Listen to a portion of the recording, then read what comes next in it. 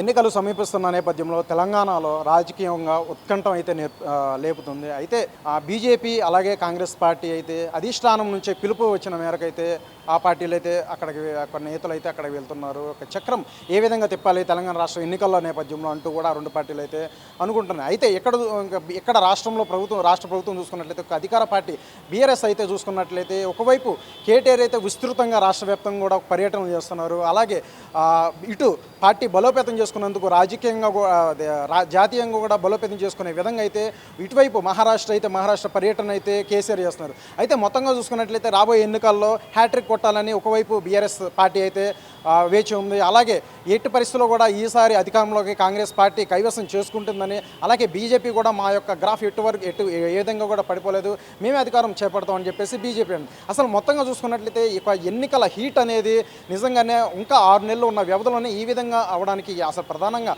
ఇటువంటి విషయాలు గురించి ప్రస్తుతం మనతో మాట్లాడడానికి టీపీసీసీ అధికార ప్రతినిధి అయినటువంటి అయోధ్య రెడ్డి ఉన్నారు. వారితో మాట్లాడే ప్రయత్నం చేద్దాం. సార్ చెప్పండి, ఇప్పటికే ఎట్టి పరిస్థితుల్లో కూడా బీఆర్ఎస్ పార్టీ ఒక అధికారం చేపట్టాలి, నెక్స్ట్ వచ్చే ఎన్నికల్లో హ్యాట్రిక్ సాధించాలంటూ కూడా కేటీఆర్ విస్తృతంగా రాష్ట్ర వ్యాప్తంగా కూడా పర్యటన చేస్తారు.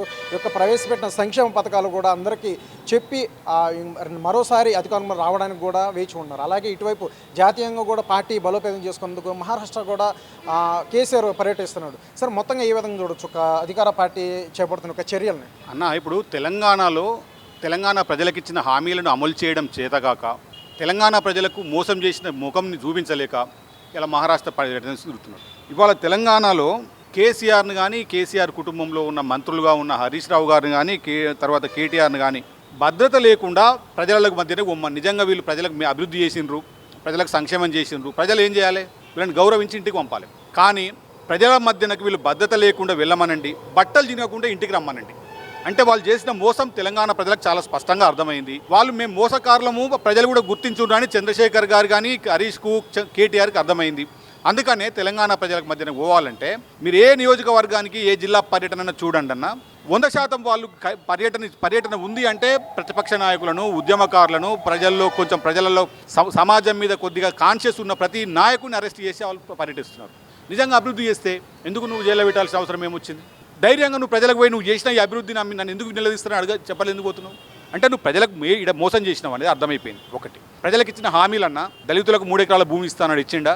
దళితులకు ముఖ్యమంత్రి అన్నాడు ఇచ్చిండా? దళిత ముఖ్యమంత్రి అన్నాడు ఇచ్చిండా? KG to PG అన్న అయిందా? రుణమాఫీ చేసిండా? తర్వాత నిరుద్యోగ భృతి అన్నాడు 2018 ఎన్నికల్లో చేసిండా? ఇట్లాంటి మోసపూరిత అంశాలన్నీ ప్రజలకు అర్థమైనాయి.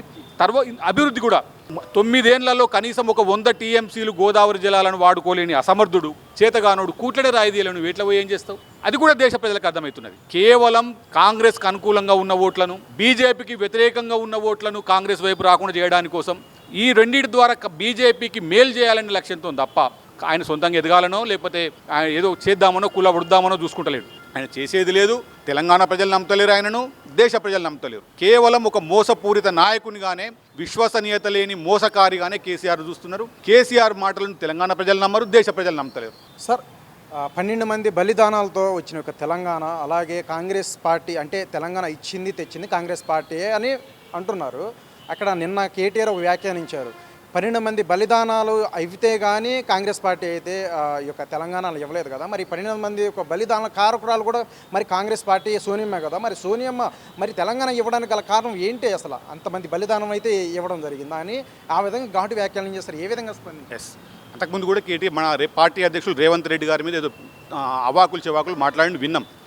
అయితే మీసాలు లేకుండా ఆడనా మొగనా తెలుస్తలేదు, ఆడనా మొగనా మాడానా తెలియకుండా పేడి మూతేసుకొని కేటీఆర్ పబ్లిక్లో తిరిగి ఇవాళ కనపడితే అక్కడ రకుల్ ప్రీత్ సింగ్ ఎంబడో లేకపోతే డ్రగ్స్ ఎంబడో TSPSC కుంభకోణాలు ఎంబడో తిరుగుతున్న కేటీఆర్ ఇవన్నిటిని మరిపించడానికి ప్రయత్నం చేస్తున్నాడు. ఇవాళ రేవంత్ రెడ్డి గారు ఎక్కడ పోయినా ప్రజల్లోకి ధైర్యంగా పోతున్నాడు. 100 మంది ఎక్కడ పోయినా ప్రజల సమీకరణ లేకుండా, మొబిలైజేషన్ అవసరం లేకుండా ప్రజలు జమ అవుతున్నారు. అది రేవంత్ రెడ్డి గారికి ఉన్న ఆదరణ. ఇవాళ పేడి మూతేసుకొని మీసాలు లేకుండా మోసుకొని ఆడనా మగనా మాడనా తెలివని ముఖం వేసుకొని పబ్లిక్లోకి పోతుంటే తెలంగాణ ప్రజలు నేను ఎట్లా చూస్తున్నారో చూడు. దాంతోపాటు ఇంకో మాట అన్నావు, 1200 మంది అమరులు అన్నావు. నిజంగా 1200 మంది అమరులైతే తెలంగాణ ఏర్పడిన తర్వాత 9 ఏళ్లలో కూడా ఇప్పటిదాకా తెలంగాణ అమరవీరుల కుటుంబాలను గుర్తించింది 459 మందిని. మరి మిగతా వాళ్ళు ఎటు వేరు? నువ్వు అన్నావు కదా 1200 మంది అమరులు త్యాగదేనులు అన్నారు కదా, మరి 1200 కుటుంబాలను ఎందుకు కాపాడుకోలేదు? 9 ఏళ్ళ నుంచి నువ్వు గుడ్డి గుర్రం పనులు తోముతున్నావా, గాడిదల గడ్డి మేపుతున్నావా? కనీసం 1200 మంది అమరులు అంటున్న కేటీఆర్ 1200 అమరులను గుర్తించి వాళ్ళకి సహాయం చేసిండా? అది కూడా చేత కాలేదు నీకు. నువ్వు 2 ఎంపీలతో తెలంగాణ తెచ్చినా అంటే నీకు గత పార్లమెంట్లోనేమో 17 మందిలో 16 మంది ఉన్నారు, ఇప్పుడు 9 మంది ఉన్నారు. తెలంగాణ విభజన చట్టంలో ఇచ్చిన Bayyaram steel factory, railway coach factory, ITIR, గిరిజన యూనివర్సిటీ అవి రాష్ట్ర విభజన చట్టంలో చట్టబద్ధత ఉన్నాయి. మరి ఎందుకు చేయలేవు? వీటిని ఎందుకు సాధించలేను? పెద్ద తోపు అయితే 2 ఎంపీలతో తెలంగాణ తెచ్చిన దమ్ముని దగ్గర ఉంటే మరి ఇంతమంది ఎంపీలను తీసుకుపోయి ఏం చేస్తున్నావు?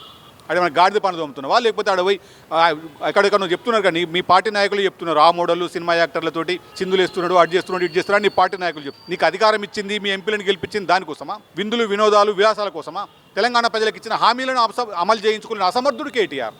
ఆయన కాంగ్రెస్ మీద మాట్లాడితే ఆకాశం మీద ఉమ్మేసినట్టుంటుంది. ఇవాళ తెలంగాణ ప్రజల త్యాగాలను గుర్తించి, తెలంగాణ ప్రజల ఆకాంక్షలను గుర్తించి రాజకీయంగా తెలంగాణలో నష్టపోయి, అటు ఆంధ్రప్రదేశ్లో కూడా నష్టపోయి, అధికారాన్ని కోల్పోయి కాంగ్రెస్ పార్టీ తెలంగాణ ఇచ్చి ఇవాళ తెలంగాణ ఇచ్చిన కాంగ్రెస్ పార్టీని విమర్శించడం అంటే కన్న తల్లి పాలు దాగి రొమ్ము గుద్దే నైజం కేసీఆర్ దాని కేటీఆర్ దాని అర్థమైంది. ఇట్లాంటి వాళ్ళు ఆకాశం మీద ఉమ్మితే వాళ్ళ మీదనే పడుతుంది, వాళ్ళ ముఖమే వాళ్ళ ఉమ్మితో తడిచిపోద్దని వాళ్ళు గుర్తుంచుకోవాలని సందర్భంగా హెచ్చరిస్తుంది. సార్, చివరికి చెప్పండి, ఒకవైపు రాష్ట్రం అంటే ఎన్నికలు సమీపిస్తున్న నేపథ్యంలో హ్యాట్రిక్ కొట్టడానికి బీఆర్ఎస్ పార్టీ అయితే ఎదురు చూస్తుంది. ఇంకోటి బీజేపీ కర్ణాటక ఎన్నికల్లో గ్రాఫ్ పడిపోయింది, అయినా సరే లేపే విధంగా మహాజన్ సంపర్క్ అభియాన్ ఇటువంటి కార్యక్రమం 9 ఏళ్ళలో సాధించిన ఒక అభివృద్ధి కూడా ప్రజల్లో తీసుకెళ్ళి ఏ విధంగా ఎట్లయినా సరే అధికారం చేపట్టాలి తెలంగాణలో అంటూ కూడా ఒకవైపు బండి సంజయ్ వ్యాఖ్యాస్తున్నారు.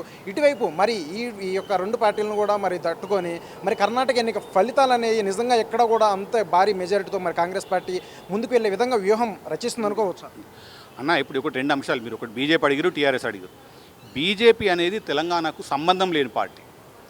అది ఎప్పుడు బీజేపీ ప్రజల మధ్యన విభజన తేవాలి. కులాల పేరు మీద కులం విభజన తీసుకొస్తుంది, మతాల పేరు మీద విభజన తీసుకొస్తుంది, ఉన్నోడు లేనోడి మధ్య అంతరాలు పెంచి విభజించాలనే ప్రయత్నం బీజేపీది. కానీ తెలంగాణ ప్రజలు చాలా చైతన్యవంతులు, రాజకీయంగా అవగాహన ఉన్నవాళ్ళు. తెలంగాణ ప్రజలను దేశంలో అంతటా ఎక్కడో నడిపించినట్టు తెలంగాణ ప్రజలు నడవదు. తెలంగాణ ప్రజలు కలిసి ఉండాలనుకుంటున్నారు. అట్లనే తెలంగాణ ఏర్పాటుకు మొదటి నుంచి కూడా బీజేపీ వ్యతిరేకంగా ఉంది. నరేంద్ర మోడీ అమరావతికి వచ్చినప్పుడేమో తల్లిని చంపి ఆంధ్రప్రదేశ్ తల్లిని చంపి బిడ్డను ఏర్పాటు చేసిందన్నారు. మొన్న మధ్య ఏదో మీటింగ్ పెట్టినప్పుడు పార్లమెంట్ తలుపులు మూసి అర్ధరాత్రి పూట పెప్పర్ స్ప్రే కొడుతున్నాక మైకులు బంద్ చేసి తెలంగాణ ఇచ్చిండ్రు. తెలంగాణ ఇవ్వడం తప్పు కాంగ్రెస్ అన్నట్టుగా మాట్లాడిండ్రు. అట్లాంటి బీజేపీ ఇవాళ తెలంగాణకు సంబంధం లేదు, తెలంగాణలో పట్టించుకోరు. కేవలం కాంగ్రెస్ పార్టీ ఓటు చీల్చడానికి అనుగుణంగా కొంతకాలం బీజేపీని లేపడానికి, బీజేపీని మాత్రమే ఏదో మాట్లాడి బీజేపీ గురించే మాట్లాడి కేసీఆర్ ఏదో ప్రయత్నం చేసిండు. అదేది ఇక్కడ ఉడికేటట్టు లేవు అని అర్థమైన తర్వాత ఇప్పుడు ఏదో బొక్కాలు వేసుకొని ఇక్కడ బొక్కను చూపించకుండా టీఆర్ఎస్ తిరుగుతున్నది. కేసీఆర్ని కానీ కేసీఆర్ కుటుంబాన్ని కానీ మోసపూరిత విధానాలు, అబద్ధాలు చెప్పడము, తర్వాత భవ్య పెట్టడము తెలంగాణ ప్రజలకు అర్థమైన తర్వాత కేసీఆర్ కుటుంబాన్ని తీసుకుపోయి బంగాళాఖాతంలో కలపడానికి ప్రజలు సిద్ధంగా ఉన్నారు. మూడోసారి కాదు, కేవలం వాళ్ళు సింగిల్ డిజిట్, మీరు ఆశ్చర్యపోయినది అక్కర్లేదు, 10% అసెంబ్లీ ఎన్నికల్లో 10% మాత్రమే, 10 అసెంబ్లీ లోపలనే కన్ఫైన్ అయినా మీరు ఏం ఆశ్చర్యపోవాల్సిన పని లేదు. అది టీఆర్ఎస్ మీద కేసీఆర్ మీద ఎందుకు గెలిపిస్తారని మీరు అనుకుంటున్నారో నాకు అర్థమవుతలేదు. మేము అడుగుతున్నాం. 2014 మేనిఫెస్టో ఒకసారి ముందర పెట్టుకోన్నా, దళితుని ముఖ్యమంత్రి చేస్తా అన్నాడు, చేసిండా? దళితులకు 3 ఎకరాల భూమి ఇస్తా అన్నాడు, ఇచ్చిండా? కేజీ టు పీజీ దాకా ఉచిత నిర్బంధ విద్య అన్నాడు, అమలు చేసిండా? మండలానికో వైద్య ఆసుపత్రి అన్నాడు, చేసిండా? తర్వాత ఇట్లా రైతులకు రుణమాఫీ అన్నాడు, చేసిండా? 2018 ఎన్నికల్లో వస్తే దళిత బంధు పూర్తిగా అమలవుతుందా? నియోజకవర్గానికి దాదాపు 10,000 కుటుంబాలు ఉంటే 100 మందికి ఇస్తా అంటుండినా, సరిపోతుందా? దళితులకు 3 ఎకరాల భూమి ఇస్తే, వాళ్ళ ఒక్కొక్క దళిత కుటుంబానికి 3 ఎకరాల భూమి ఇస్తే కేసీఆర్ చెప్తున్నాడు 30 కోట్లకు ఎకరం ఉందని. 30 కోట్లకు ఎకరం ఉన్న భూమి 3 ఎకరాలు దళితునికి కూర్చుంటే ఇలా 90 కోట్లకు అధిపతి అయిపోయి ఉంటాడు దళితుడు. అంటే పేదల మధ్యన ధనికుల మధ్యన అంతరాలు సృష్టించి ప్రజల మధ్యన పబ్బం గడుపుకోవాలనే ప్రయత్నం చంద్రశేఖరరావు గారు చేస్తారు. దీన్ని ప్రజలు గుర్తించిండ్రు. ఇంకా తెలంగాణ ప్రజలు కేసీఆర్ను ఒక క్షణం భరించడానికి సిద్ధంగా లేరు. కేసీఆర్ కుటుంబాన్ని తీసుకుపోయి బంగాళాఖాతంలో కలపడానికి తెలంగాణ ప్రజలు సిద్ధంగా ఉన్నారు. మీరు ఏం అనుమానం అక్కర్లేదన్నా, 2024 మొదట్లోనే కాంగ్రెస్ పార్టీ ప్రభుత్వం ఏర్పడుతుంది. తెలంగాణలో ఆ కాళేశ్వరం పేరు మీద, ధరణి పేరు మీద, మిషన్ భగీరథ పేరు మీద, అమరవీరుల కుటుంబం పేరు మీద, టీఎస్పీఎస్సీ ఎన్నికల లీకేజీ పేరు మీద సంపాదించుకున్న అవినీతి అన్నిటి మీద విచారణ జరుపుతుంది. కేసీఆర్ కుటుంబానికి అదే చెర్లపల్లి జైల్లో ప్రత్యేకంగా ఇందిరమ్మ ఇల్లు కట్టిస్తాం.